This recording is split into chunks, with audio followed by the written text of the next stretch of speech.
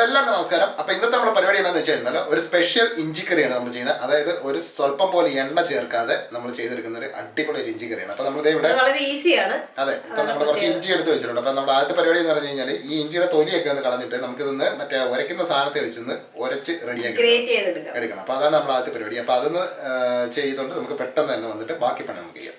നമ്മളത് ഇഞ്ചിയുടെ തൊലിയെല്ലാം കളഞ്ഞ് നല്ല അടിപൊളിയായിട്ട് ഗ്രേറ്റ് ചെയ്ത് നമ്മൾ സെറ്റപ്പ് ആക്കി എടുത്തിട്ടുണ്ട്. അപ്പം നമ്മുടെ എന്താ പറയുന്നത് കൽച്ചട്ടി ചൂടായും റെഡി ആയിരിക്കുന്നുണ്ട്. അപ്പം നമുക്ക് നേരെ നമ്മുടെ പണിയിലോട്ട് കിടക്കാം.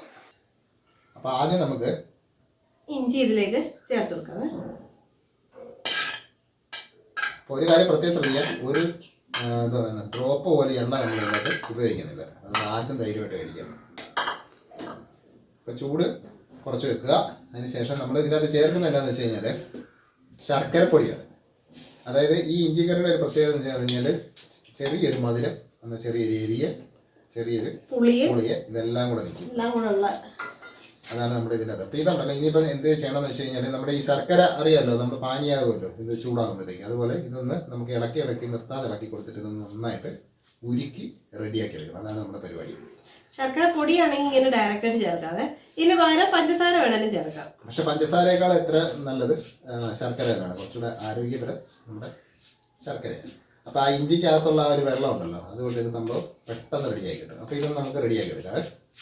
അപ്പോൾ നമ്മുടെ ഇഞ്ചി ഉണ്ടല്ലോ, അതേ നല്ല അടിപൊളിയായിട്ട് നമ്മുടെ ശർക്കരപ്പാനിയിൽ കിടന്ന് നല്ല വെന്ത് സംഭവം റെഡി ആയിട്ടുണ്ട്. അപ്പോൾ ആ പാനി എന്താ പറയുന്നത് ഒന്ന് ചെറുതായിട്ടൊന്ന് വറ്റിയിട്ടുണ്ട് സംഭവം. നമ്മളൊരു സ്വല്പം പോലെ എണ്ണയോ വെള്ളമോ ഒന്നും ചേർത്തിട്ടില്ല. ഇതെല്ലാം നമ്മൾ ഈ ശർക്കരയിൽ നിന്നും ഇഞ്ചിയിൽ നിന്നും മാത്രം വന്ന വെള്ളമാണ്. അപ്പം നമുക്ക് നല്ല രീതിയിൽ വെള്ളം വന്നിട്ടുണ്ട്, കുറെ വറ്റിയും പോയിട്ടുണ്ട്. അതെ. അപ്പോൾ ഇനി നമുക്ക് ഇതിനകത്ത് ചേർക്കേണ്ട സാധനങ്ങൾ എന്താണെന്ന് വെച്ച് കഴിഞ്ഞാൽ നമ്മളിവിടെ കുറച്ച് എന്താ പറയുന്നത് നമ്മളിപ്പോൾ എന്ത് കറിക്കാണെങ്കിലും നമുക്ക് മഞ്ഞപ്പൊടി അത്യാവശ്യമുണ്ട്. മഞ്ഞപ്പൊടി ഉണ്ട്, മഞ്ഞപ്പൊടി ഒരു പിഞ്ച്. അതെ. പിന്നെ നമ്മൾ ഒരു സ്വല്പം ഗരം മസാല എടുക്കുന്നുണ്ട്. പിന്നെ ഇതെന്തോ നമ്മുടെ മുളക് പൊടി, പിന്നെ ആവശ്യത്തിന് ഉപ്പ്. ഇത്ര സാധനം നമ്മൾ എടുത്തിരിക്കുന്നത്.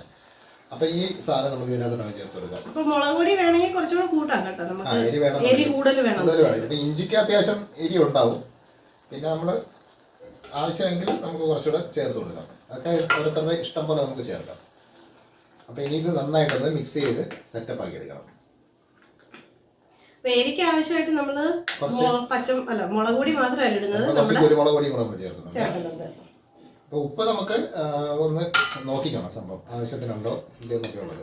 ഈ ഒരു റെസിപ്പി ഉണ്ടല്ലോ നമ്മുടെ ഈ തണുപ്പ് കാലത്തൊക്കെ ഉണ്ടാക്കി വെച്ച് കഴിഞ്ഞല്ലേ ഒരു ഇമ്മ്യൂണിറ്റി അതിനൊക്കെ പറ്റിയത്. പിന്നെ അത് തന്നെയല്ല മധുരം കൂടെ ഉള്ളതുകൊണ്ടുണ്ടല്ലോ നമുക്ക് പിള്ളേർക്കും ഒക്കെ ധൈര്യമായിട്ട് കൊടുക്കുക. അപ്പോൾ നമുക്ക് ഇതിനകത്ത് കുറച്ച് കുരുമുളക് പൊടി കൂടെ നമുക്ക് ചേർത്ത് കൊടുക്കാം. അപ്പോൾ ഇതിൻ്റെ ഒരു പ്രത്യേകത എന്താണെന്ന് വെച്ച് കഴിഞ്ഞാൽ ഇതിനകത്ത് യാതൊരുവിധ എണ്ണയോ കാര്യങ്ങളോ ഒന്നും ചേർക്കാത്തതുകൊണ്ട് ആരോഗ്യപരമാണ്. അതുകൊണ്ട് ധൈര്യമായിട്ട് ആർക്ക് വേണമെങ്കിലും നമുക്ക് ഈ സംഭവം ചെയ്തെടുക്കാൻ പറ്റും. ശർക്കരയുടെ ടേസ്റ്റ് ഇഷ്ടമല്ലെങ്കിൽ പഞ്ചസാര കൽക്കണ്ടം ചേർക്കാം. നമുക്ക് ഇനി ഇതിൻ്റെ അകത്ത് ഒരു സാധനം കൂടെ ചേർക്കാറുണ്ട്. ഇത് നമ്മുടെ നാരങ്ങയുടെ നീരാണ്. അപ്പൊ അത് നമുക്ക് ഒരു സ്വല്പം ചേർത്ത് കൊടുക്കാം. ഇതിപ്പോ ഒരു മുഴുവൻ നാരങ്ങയുടെ നീരാണ് നമ്മൾ എടുത്തിരിക്കുന്നത്. അച്ചാറാകുമ്പോൾ പുളിയൊക്കെ അപ്പൊ ഏകദേശം ഒരു ടേബിൾ സ്പൂണും ഇച്ചിരി കൂടെ കാണും.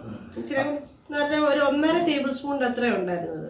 അപ്പൊ ഇതിനകത്ത് നമ്മൾ കറിവേപ്പില, കടുക് വറക്കല് അങ്ങനത്തെ കലാപരിപാടികളൊന്നും ചെയ്തിട്ടില്ല. ഇതിപ്പം നന്നായിട്ട് തണുത്തതിന് ശേഷം ഒരു ഗ്ലാസ് ജാറിനകത്താക്കിയിട്ട് നമുക്ക് വെളിയിലാണെങ്കിലും അത്ര പെട്ടെന്നൊന്നും അഴുക്കാകത്തൊന്നുമില്ല. പിന്നെ അഥവാ ഇനിയിപ്പോൾ നമുക്ക് അഴുക്കായി പോകുന്ന നമ്മളൊരു പേടിയുണ്ടെന്നുണ്ടെങ്കിൽ നമുക്ക് ഫ്രിഡ്ജിനകത്ത് വെച്ച് കഴിഞ്ഞാൽ ഒരുപാട് ദിവസം ഇരിക്കും. അത് മാത്രമല്ല ഇതിപ്പോ ഇച്ചിരി ലൂസായിട്ടാണല്ലോ ഇരിക്കുന്നത്. പക്ഷെ ഇത് ഉണ്ട് ഇത്ര ലൂസായിട്ട് ഇരിക്കുന്നത്. പക്ഷെങ്കിൽ ഇത് തണുക്കുന്നതനുസരിച്ചിട്ട് തിക്കാവും.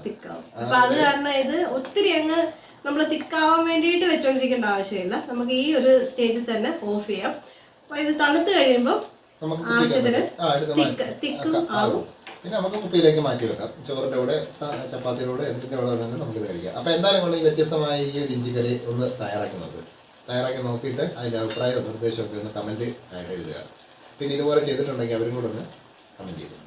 പിന്നെ ആദ്യമായിട്ട് നമ്മുടെ വീഡിയോ കാണുന്നവർ നമ്മുടെ സബ്സ്ക്രൈബ് ചെയ്യുക. പിന്നെ ആ ബെല്ലൈക്കണും കാര്യങ്ങളൊക്കെ ഒന്ന് ഓൺ ചെയ്ത് റെഡിയാക്കി വെക്കുക. അതെ. അപ്പം നമ്മൾ വീഡിയോ ഇടുമ്പോഴത്തേക്ക് അത് പെട്ടെന്ന് തന്നെ നമുക്ക് മൊബൈലിലേക്ക് കാണാനും പറ്റും. അപ്പോൾ അത്രയൊക്കെ ഉള്ള കാര്യങ്ങൾ. അപ്പോൾ അടുത്ത ഒരു വ്യത്യസ്തമായ നമുക്ക് റെസിപ്പി ആയിട്ട് നമുക്ക് അടുത്ത വീഡിയോ കാണാം.